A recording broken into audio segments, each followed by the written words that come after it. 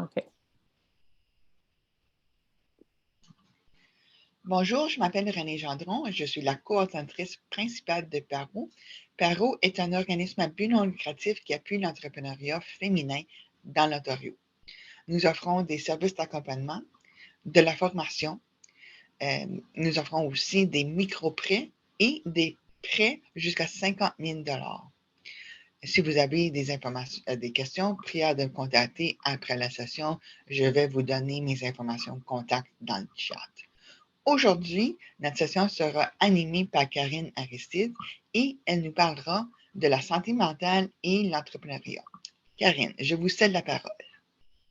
Super, merci beaucoup, Renée. Donc, encore une fois, c'est un grand plaisir d'être avec vous pour un quatrième, je crois, séminaire, donc webinaire. Donc, je vais partager mon écran rapidement. OK, donc je crois qu'on voit bien. Oui, tout est clair, merci. OK, super. Donc, c'est vraiment une passion pour moi, ce sujet, non seulement parce que j'ai l'expérience vécue, mais aussi parce que j'ai choisi vraiment de me spécialiser dans l'entrepreneuriat, mais aussi dans la santé mentale. Donc, aujourd'hui, c'était vraiment un plaisir d'avoir cette conversation-là. C'est important pour moi de promouvoir cette conversation, de la vulgariser, de la démystifier. Donc, je donne souvent cette conférence ici et là j'espère que vous allez ressortir avec peut-être des astuces que vous n'avez pas entendues encore. Peut-être ça va être la première fois que vous euh, considérez certaines choses que je vais partager aujourd'hui. Je vais partager aussi mon histoire, donc ça peut peut-être vous rejoindre aussi. C'est très important parce que lancer et gérer une entreprise, c'est très passionnant, mais il y a aussi des sources de stress et on peut vivre certaines choses qui peuvent vraiment nous affecter. Donc, être capable de voir c'est quoi ces sources-là et aussi d'avoir de quoi, des outils pour gérer ce qu'on peut vivre, c'est très, très important. Donc, on va découvrir ensemble certaines astuces, comment gérer certaines sources de stress et aussi à travers ce que je vais vous partager, j'espère que ça va vous donner des outils pratiques.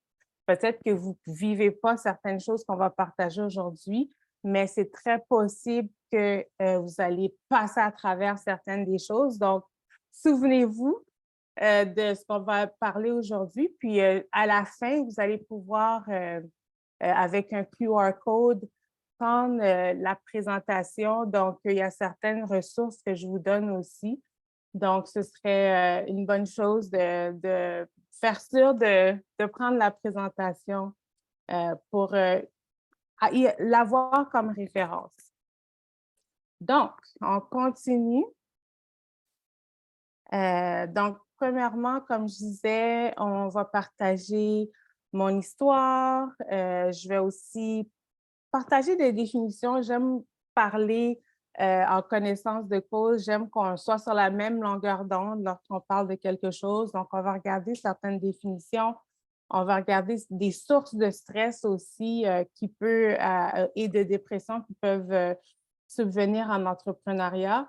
Et ensuite, je vais vous donner 5 conseils et stratégies pour pouvoir mieux gérer tout ce qui pourrait être votre expérience au niveau de la santé mentale en entrepreneuriat.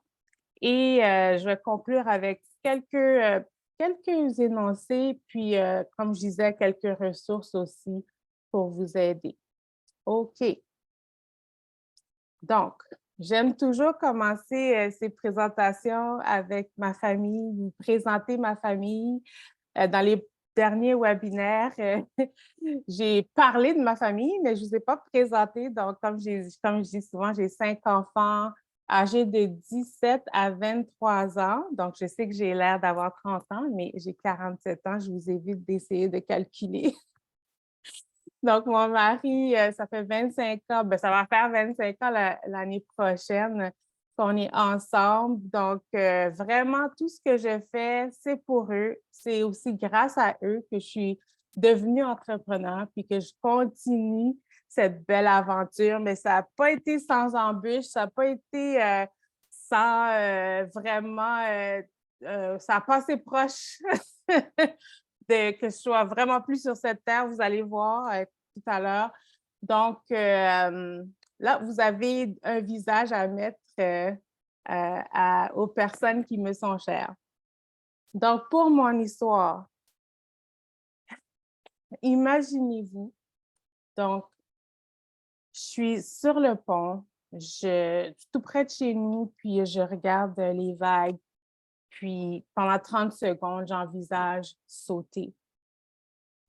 Donc, vraiment, c'était pas la première fois que pour moi, la mort semblait la meilleure solution pour éviter toutes les souffrances que je vivais. C'était la deuxième fois. Puis, dans le fond, la mort semblait la meilleure solution pour moi. J'étais en plein burn-out encore.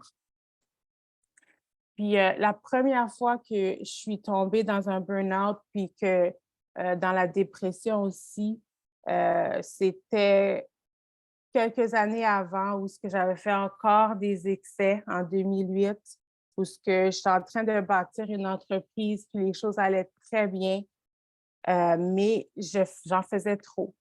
Puis finalement, je me suis endormie au volant en retournant du travail. J'étais juste en face de chez nous. J'étais contente d'arriver, mais j'ai eu un blackout. Jusqu'à ce jour, je suis vraiment pas sûre qu'est-ce qui est arrivé, mais finalement, j'ai percuté la fenêtre d'un appartement, d'un building où ce que j'habite, juste à côté de où ce que j'habitais. Tellement je pensais que j'étais rentrée dans, dans mon propre building. Puis vraiment, c'était un miracle que je m'en suis sortie. Écoutez, vraiment, le siège s'est récliné pour pas que ma tête soit coupée quand ma voiture est rentrée dans la fenêtre. Une chance qu'il n'y avait personne qui habitait là. Fait qu'il n'y a personne qui a eu des répercussions. Mais en tout cas, je vous dis, c'était toute une scène. Il y a l'ambulance, pompiers, tout l'entourage est sorti.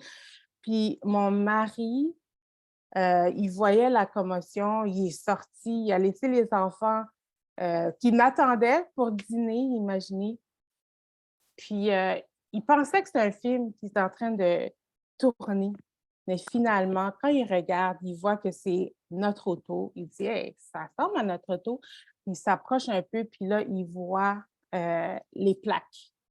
Donc, avant qu'il s'effondre, il y a des gens qui sont autour de lui, puis elle est correcte, tout ça.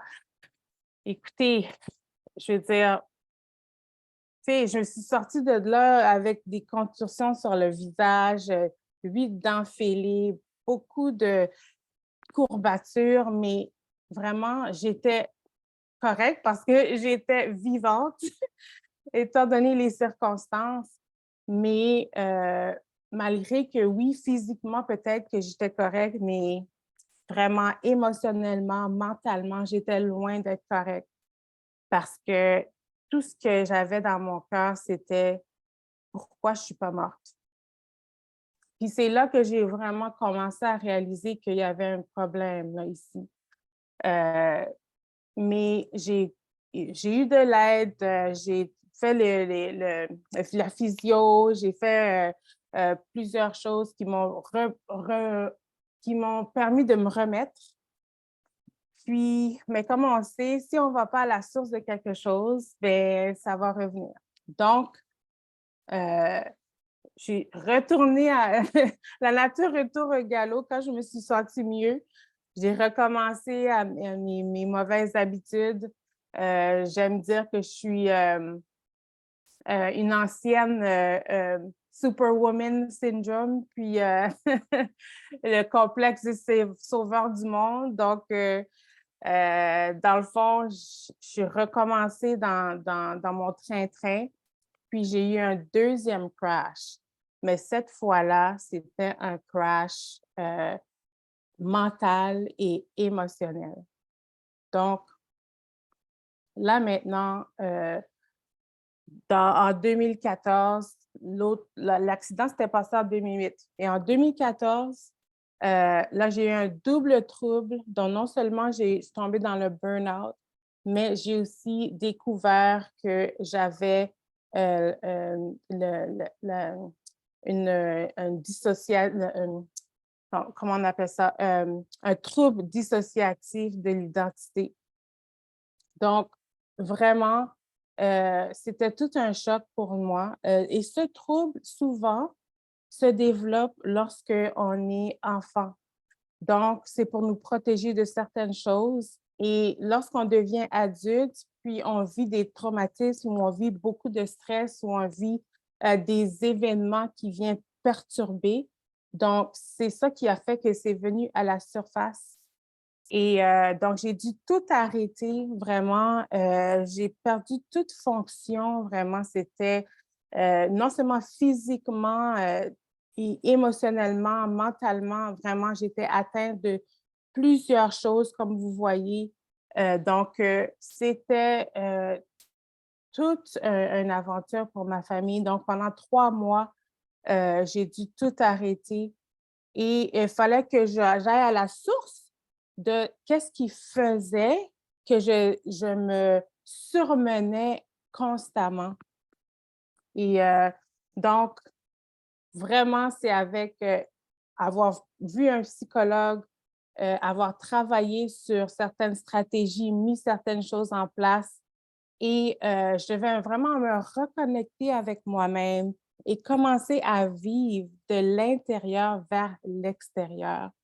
Euh, puis, vraiment, ça a pris plusieurs mois, plusieurs temps, mais je suis vraiment contente de dire que ça fait 8 ans maintenant que je suis en recovery, comme on dit, n'importe quoi qu'on vit, que ce soit au niveau de la toxicomanie ou certaines addictions, il faut toujours faire très attention.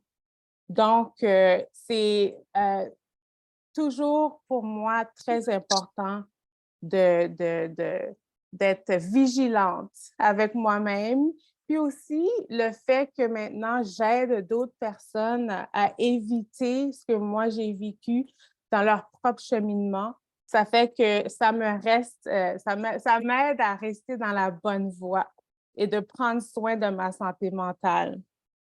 Donc, si jamais vous vivez des choses ou ce que j'ai raconté, ça fait remonter des choses que vous voyez que peut-être vous êtes dans le même train-train. Donc, inquiétez-vous pas parce que c'est possible de rebondir et d'avoir les bons outils, c'est important. Puis de comprendre aussi qu'est-ce qu'on vit, c'est très important. Donc, j'aimerais maintenant passer à parler des définitions.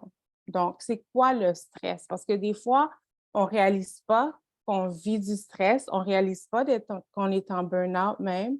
Donc, c'est important de savoir reconnaître parce que souvent, le stress va faire aussi activer certaines choses, dont le burn-out et la dépression. Donc, définition. OK? Le stress, c'est tout type de changement qui provoque une tension physique, émotionnelle ou psychologique. OK? Donc, c'est vraiment la réponse que notre corps a à tout ce qui vient pour prendre notre attention ou nous demander de faire une action. Donc, tout le monde connaît du stress à différents degrés. Donc, c'est sûr qu'un un certain niveau de stress est correct, mais lorsque c'est soutenu et quand c'est prolongé, là, c'est là qu'il faut faire attention. Donc, on a différentes manières de réagir au stress.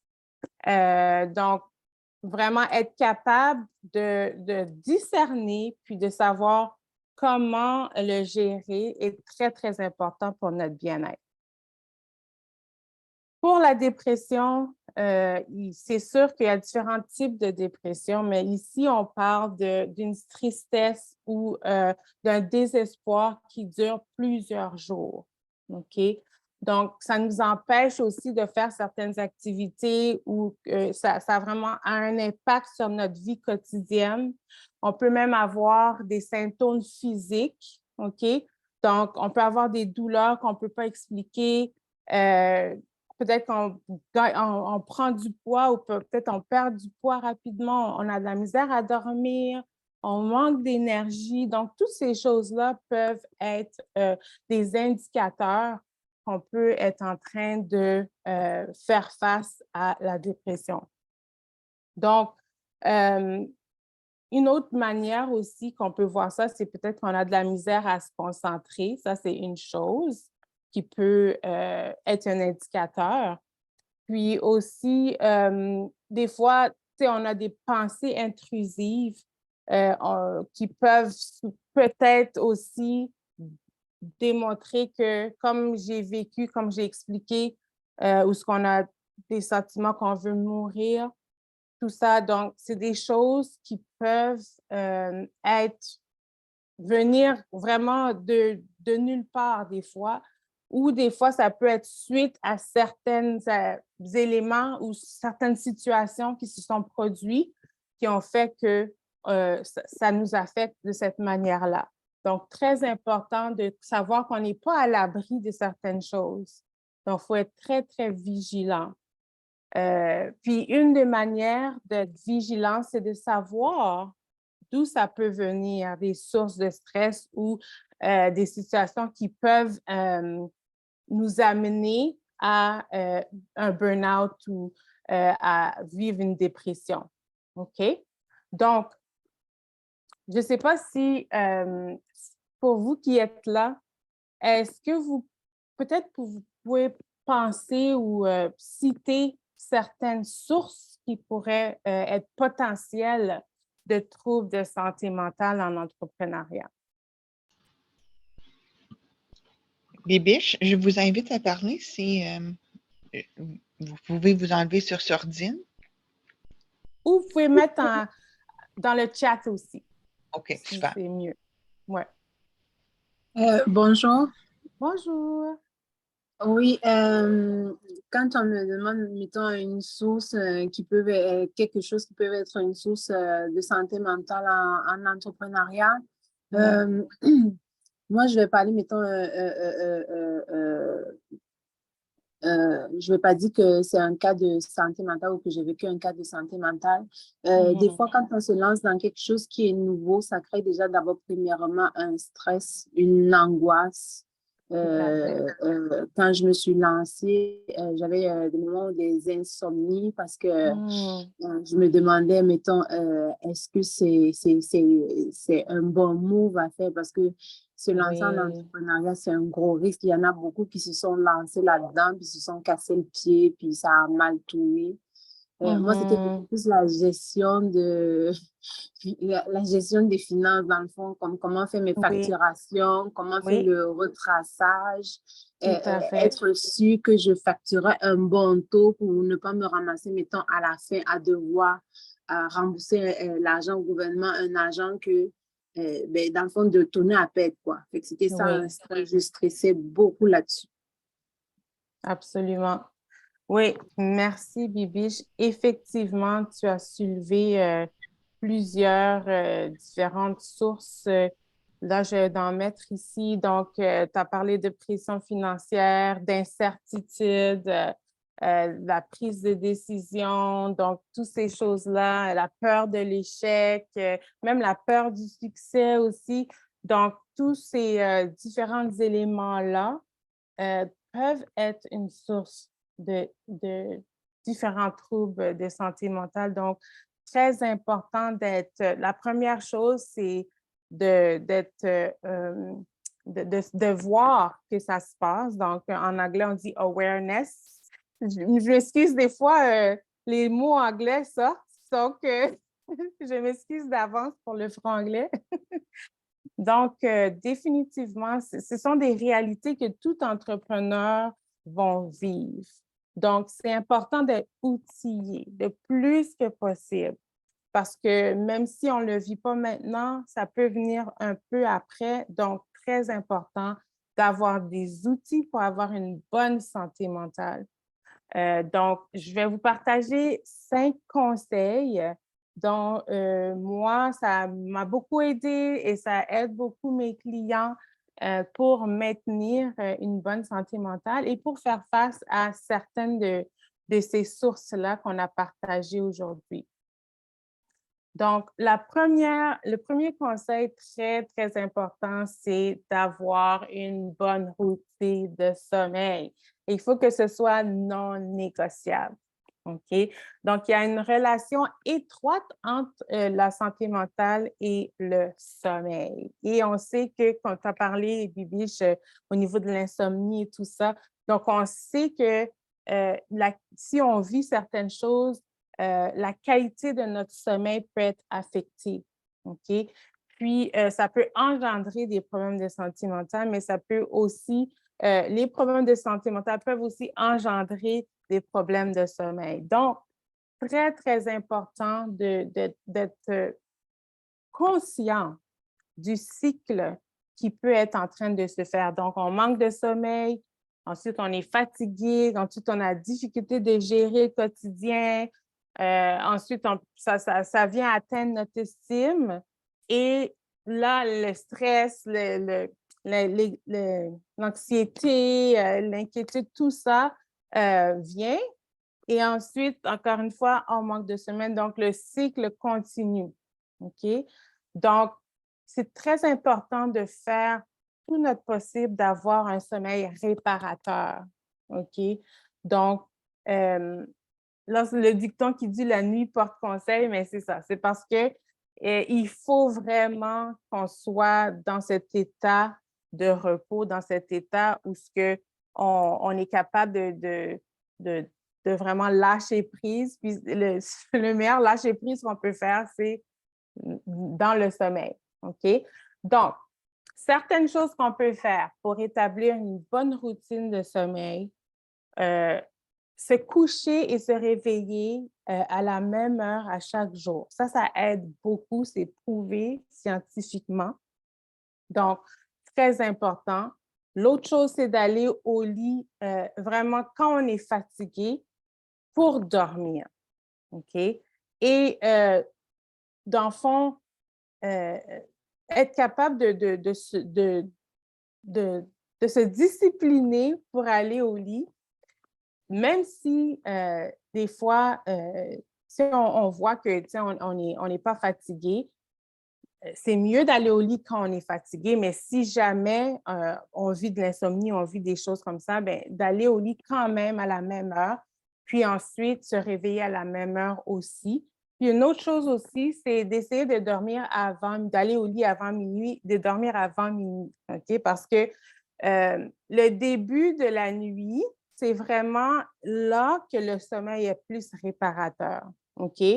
Donc, c'est mieux d'être capable de dormir un petit peu plus au début de la nuit pour nous aider à supporter, dans le fond, les privations de sommeil qui peuvent arriver si jamais on souffre de l'insomnie. Donc, très important de faire cet exercice-là le plus possible. Ensuite, essayer aussi de préparer notre cerveau puis notre corps au sommeil. OK? Donc, très important de faire quelque chose qui nous détente et aussi pas d'électronique. Au moins, moi, je dis 2 heures avant, au moins. OK? Pas d'électronique, rien comme ça. Ça peut être un livre si on a de la misère à s'endormir, mais ou ça peut être écouter un peu de musique. Mais l'idée, c'est que on prépare notre cerveau et notre corps à dormir. OK? Puis aussi, encore une fois, c'est la constance qui fait la différence, OK? Donc, essayez-le et vraiment, vous m'en donnerez des nouvelles, OK? Donc, sommeil réparateur, très, très important. Deuxième conseil, c'est de prendre en charge notre vie et de pratiquer l'autonomie sociale. Très, très, très important. Donc, il faut comprendre qu'on est en charge de notre vie. C'est sûr que des fois, on se sent un peu pris parce que, bon, on est dans des situations où on sent que c'est la situation qui nous mène ou la vie nous mène et ce n'est pas nous qui menons notre vie. Mais c'est très important. Donc, pour ce faire, il faut avoir une approche holistique de notre bien-être. OK? Donc, parce que notre santé mentale est vraiment très connectée à notre style de vie. Donc, très important d'être très consciente de comment on vit notre vie au quotidien. Qu'est-ce qui prend notre énergie? Qu'est-ce qui prend notre temps? OK? Donc, un des exercices que je fais avec mes clients, ça s'appelle la roue de la vie. Donc, je ne sais pas si vous avez déjà entendu parler de ça. Donc, la roue de la vie, ça donne une occasion de mettre en compartiment notre vie. OK? Donc, on regarde qu'est-ce qui est important pour nous. Donc, on le met sur une roue. Et ensuite, qu'est-ce qu'on fait? C'est qu'on donne une cote à chacun de ces départements-là, de 0 à 10. Donc, qu'est-ce qui arrive? C'est qu'on a une compréhension de, OK, quel est mon degré de satisfaction dans les différents compartiments de ma vie? Et on est capable ensuite d'exprimer nos besoins, de prendre des décisions éclairées pour soutenir vraiment ce dont on a besoin pour bien fonctionner. OK? Donc, très important de faire cet exercice-là, d'avoir une compréhension de, OK, je suis rendue là dans ce département-là, ça m'affecte de cette manière-là. Donc, quelles sont les choses que je peux faire pour soit mettre des limites, soit déléguer, soit éliminer certaines choses. Donc, très important de faire cet exercice parce que ça fait toute la différence dans notre bien-être. OK? Troisième conseil, c'est d'augmenter notre intelligence émotionnelle et notre résilience. Donc, l'intelligence émotionnelle, définition simple, capacité de reconnaître, de comprendre et de maîtriser ses propres émotions et composer avec les émotions des autres. OK? Donc, très important de travailler sur ça. Et aussi, on veut aussi travailler sur notre résilience. Donc, notre résilience, c'est la capacité de rebondir puis de reconstruire positivement lorsqu'on vit des événements difficiles ou des traumatismes. Je vous ai expliqué mon histoire au début. Donc, il fallait vraiment que je travaille ma résilience pour être capable de sortir de tout ça pour continuer à fonctionner, mais pas seulement fonctionner, mais vraiment exceller, thrive, comme on dit en anglais. Donc, très, très important. Il y a 4 éléments ou des questions qu'on peut se poser pour pouvoir avoir une bonne compréhension de où est-ce qu'on est rendu émotionnellement et quel est notre degré de résilience. Donc, première chose, c'est gérer. Donc, quand on passe à travers quelque chose, on doit se demander quoi? Qu'est-ce qui se passe? Quelle est la situation qui est devant moi? Donc, il est très, très important de comprendre, d'avoir une compréhension de ce qui se passe. L'autre chose, c'est qui? Donc, qui est concerné par la situation? Quel est le point de départ du problème, si c'est un problème? Et qui que j'ai dans mon entourage qui peut m'aider à subvenir à ça? Prochaine chose, c'est comprendre. Donc, comprendre comment, quelle est la meilleure manière ou la meilleure façon d'accommoder ou d'exprimer ce qu'on veut et de voir les choses se matérialiser comme ça doit se matérialiser. OK? Donc, percevoir est la quatrième chose. Quatrième chose qu'on doit faire aussi, donc, c'est se demander, OK, pourquoi ces choses sont arrivées? Qu'est-ce que j'aurais pu faire pour éviter certaines choses? Quelles sont les questions que je peux me poser pour avoir des réponses qui peuvent m'amener à bon port? OK? Donc, ça, c'est le troisième conseil. Quatrième conseil que j'aime beaucoup, qui est mon préféré, c'est de mettre en place des stratégies de me time, que j'appelle, donc temps pour moi. OK? Donc, j'aime dire qu'on est fait en 3 parties, corps, âme et esprit. OK? Donc, c'est très important d'avoir un plan pour chacun de ces compartiments de qui nous sommes. OK? Donc, vraiment, te mettre en priorité, c'est important. Te donner de l'espace pour être, c'est très important.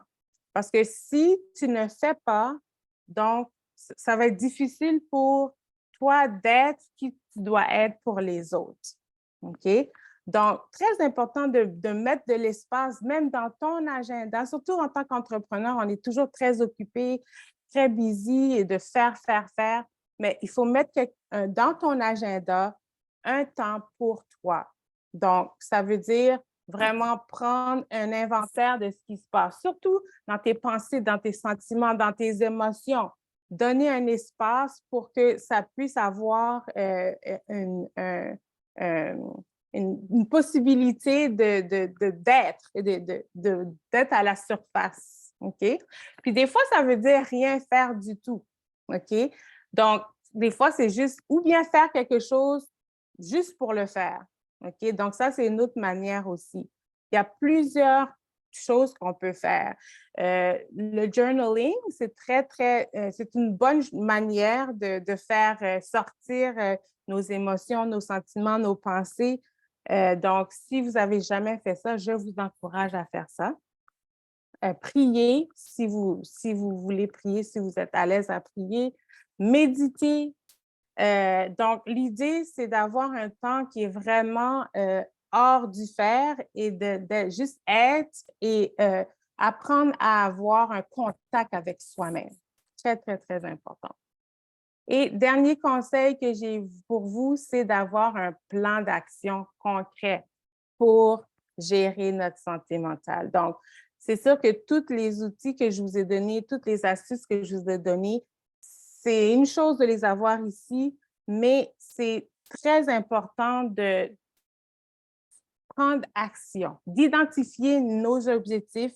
Donc, c'est quoi mon objectif au niveau de ma santé mentale? Très important. On a des objectifs de business, on a des objectifs de toutes sortes de choses, mais c'est très important d'avoir des objectifs pour savoir qu'est-ce que je vais faire pour mettre en place certaines choses pour soit prévenir ou guérir certaines choses. OK?